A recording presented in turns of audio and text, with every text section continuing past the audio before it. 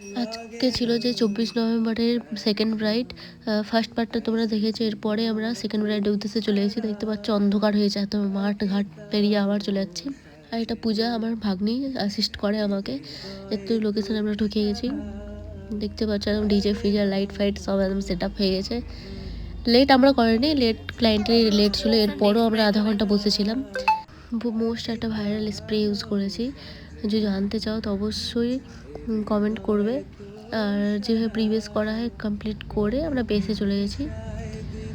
আর blush use করে নেওয়ার পর আমি একটা ভাইরাল পাউডার ইউজ করছি, পিএনএফের ওয়াটারপ্রুফ পাউডার আছে, এটা খুবই ভালো। আর যেহেতু একটু ড্রাই স্কিন মনে হচ্ছিলো, আমি আবার স্প্রেটা দিয়েছি। আই মেকআপটা করে নিয়েছি, ওই চেয়েছিল একটু টানা টানা চোখ, তোমরা দেখো এবং জানো কেমন হয়েছে। লিপস্টিকটা একটু নিউডের মধ্যে রেখেছি যাতে দেখতে ভালো লাগে। আজকাল রেড লিপস্টিক অত চলে না, কিন্তু আমরা কথা শুনিনি। তোমরা জানো কেমন হয়েছে লুকটা, আমার তো খুবই ভালো লাগছে।